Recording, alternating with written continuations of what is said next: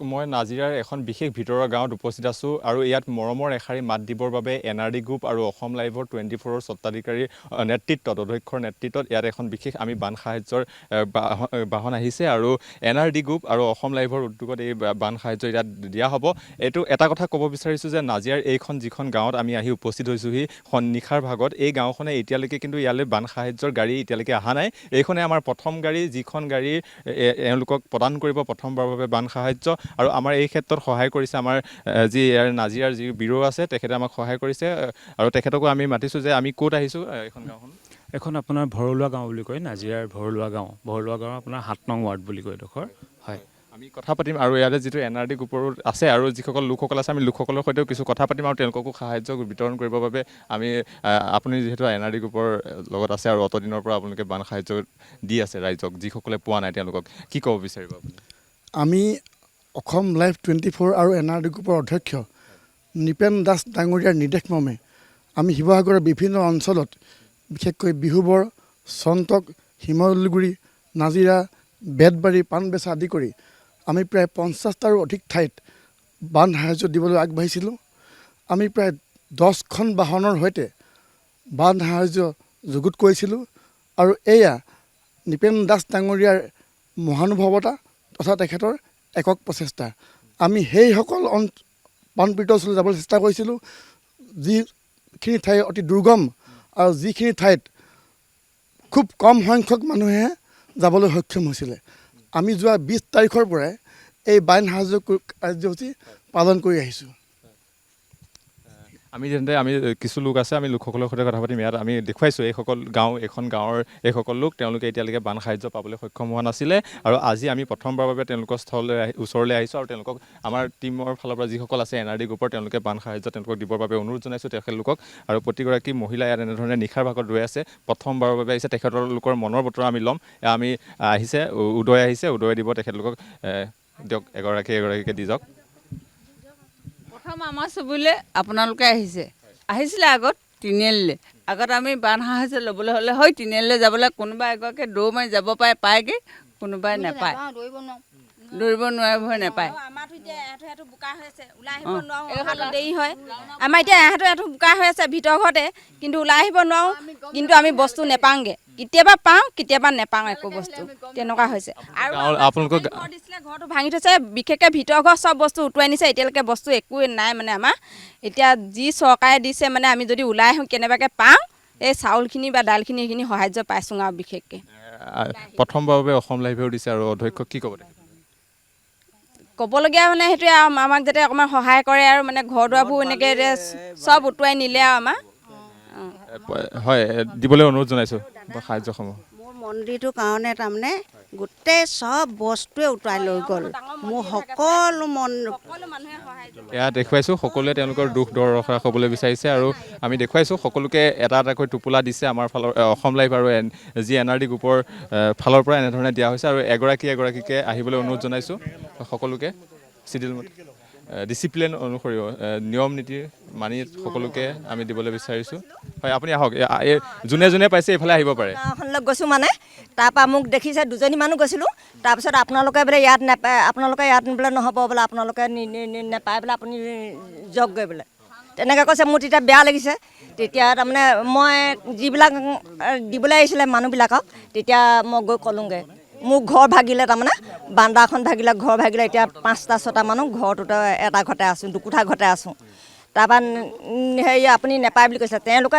যেতিয়া ক'লোগৈ নাই তেতিয়া তেওঁলোকে কৈছে মানে চবৰ কাৰণে আহিছে চবকে দিম আপোনালোকে ৰখক বোলে এনে বুলি ক'লে আপোনালোকৰ নাম নাই নহয় বোলে এনেকৈ বুলি কৈছে আৰু কোনে পোৱা নাই যিসকলে পোৱা নাই তেখেতলোকক আগলৈ আহিবলৈ দিছোঁ আপুনি পালে নাই তেখেতক দিয়ক এটা দেখুৱাইছোঁ এনেকৈ তেওঁলোকে প্ৰথমবাৰৰ বাবে যিহেতু আহিছে আৰু সকলোৱে ধন্যবাদ জ্ঞাপন কৰিছে NRD গ্ৰুপৰ অধ্যক্ষ আৰু অসম লাইভ 24 অধ্যক্ষ নিপেন দাস ডাঙৰীয়াক তেখেতলোকে ধন্যবাদ জ্ঞাপন কৰা দেখিবলৈ পোৱা গৈছে আৰু প্ৰথমখন বাহন হ'ব এইখন গাঁৱত অহা আৰু তেখেতলোকক সহায় কৰিবৰ বাবে আহিছে আমি প্ৰতিগৰাকীকে দিবৰ বাবে অনুৰোধ জনাইছোঁ যদি সম্ভৱ হয় NRD গ্ৰুপৰ ফালৰ পৰা যিসকল লোক আহিছে দিনে নিশাই তেওঁলোকে কষ্ট কৰি আছে নিশালৈকে আপোনালোকে দেখিছে দিনৰ ভাগতো তেওঁলোকে বিভিন্ন স্থানত তেওঁলোকে যোগান ধৰিছিলে খাদ্য সামগ্ৰীসমূহ আৰু এয়া এনেধৰণে উদয় আছে NRD গ্ৰুপৰ তেওঁ লাগি থাকে শিৱসাগৰৰে হয় তেখেতে এনেধৰণে সহায় কৰিছে প্ৰতিগৰাকী ব্যক্তিক আমি এই কণমানিজনীকো দিবলৈ অনুৰোধ জনাইছোঁ এখেতকো দেখুৱাইছোঁ পৰিৱেশ আপুনি পালে বাইদেউ পালে অঁ অঁ ঠিক আছে দেখুৱাইছোঁ হওক এইফালে এয়া দেখুৱাইছোঁ সকলোৱে এনেধৰণে অঁ অঁ কোনে ক'ব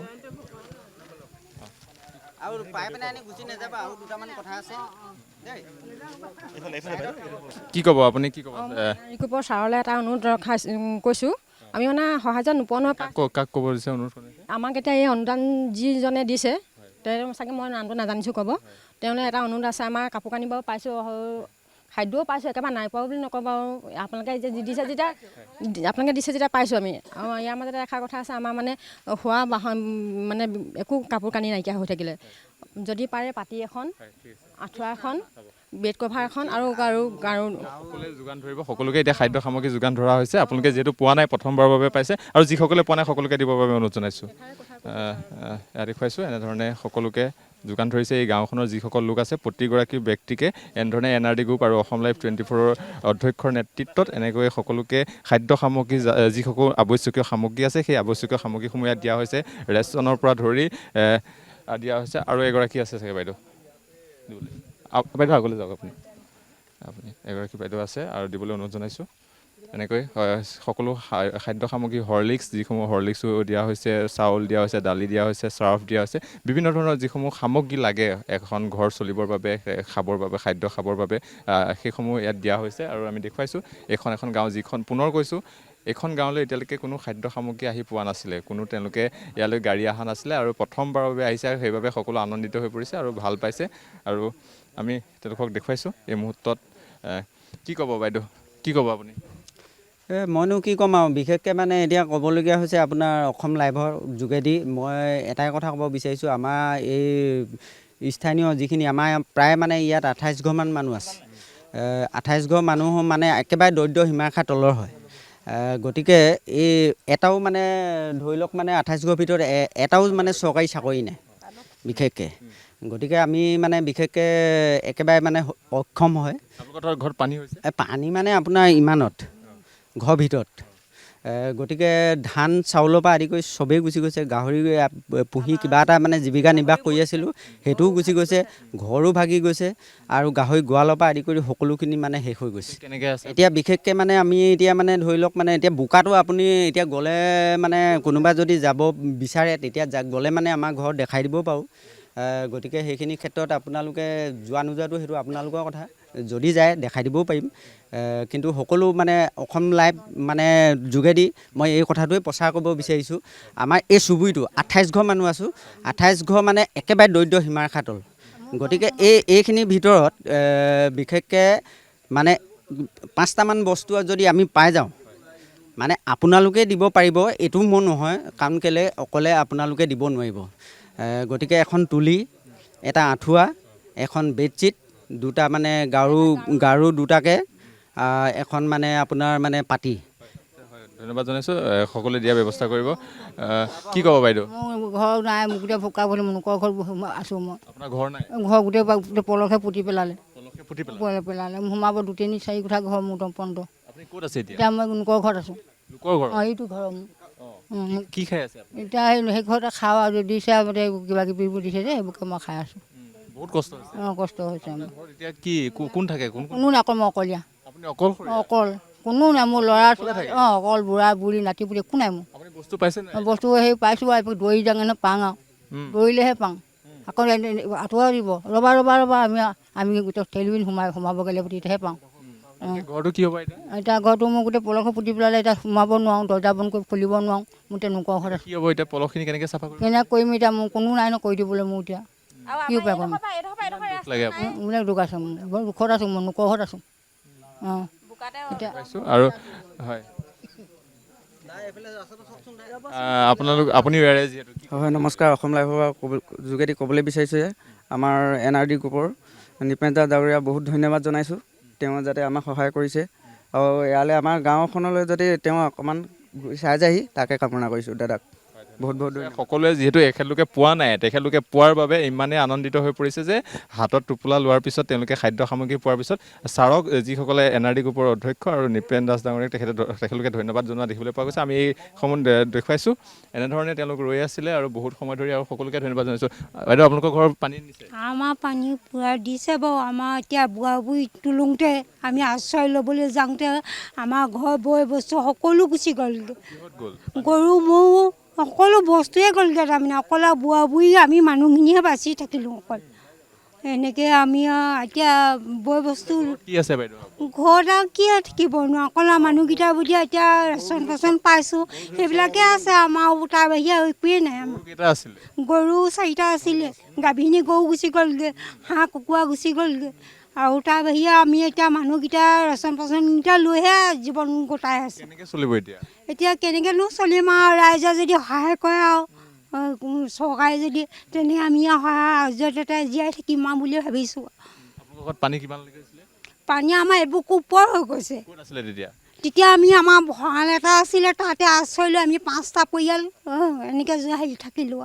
আপোনাৰ চকুত আৱেগিক হৈ গৈছে, আপুনি কান্দো হৈ গৈছে? সেইবোৰ না বস্তু একো বুলি হেৰি কৰিয়ে না, মোৰ কাণেও ভালকৈ নুশুনো, ইমান এটা মই নাজানিছোঁ। ধন্যবাদ জনাইছোঁ, দেখুৱাইছোঁ এওঁলোকে এনেধৰণে আহিছে আৰু আমি ধন্যবাদ জ্ঞাপন কৰিছোঁ NRD টীমৰ যিসকল লোকে ইয়াৰ লগত লাগি আছে সকলোকে ধন্যবাদ জ্ঞাপন কৰিছোঁ। বিশেষকৈ আপোনাকো ধন্যবাদ জ্ঞাপন কৰিছোঁ। কি ক'ব বিচাৰিব? এইসকল লোকে পোৱা নাছিলে কিন্তু আজি পোৱাৰ পিছত তেখেতলোকৰ চকুত এটা হাঁহি মুখ এখন দেখিছোঁ। আমাৰ সদায় সেইটোৱে প্ৰয়াস আছিলে যে যিসকলে পোৱা নাছিলে আৰু যিসকল দুৰ্গম আছিলে, য'ত সাধাৰণতে কোনো মানুহ গৈ পোৱা নাছিলে, আমি যদি তাত গৈ পাওঁ, আমাৰ প্ৰথম দিনাৰ পৰাই যোৱা 20 তাৰিখৰ পৰা আমাৰ এইটোৱে প্ৰয়াস। আৰু আমাৰ অধ্যক্ষ নিপেন দাস ডাঙৰীয়া আমাক এইটোৱে কৈ পঠিয়াইছিলে, তোমালোকে সেইসকলৰ ওচৰলৈ যাবলৈ চেষ্টা কৰিবা যিখিনি জেগা অতি দুৰ্গম আৰু যিসকল বন্যাটোৱে এই সাহাৰ্য পোৱাৰ পৰা বঞ্চিত হৈ আছে। এয়া নিপেন দাস ডাঙৰীয়াৰ মহানুভৱতা তথা তেখেতৰ একক প্ৰচেষ্টাৰ বাবে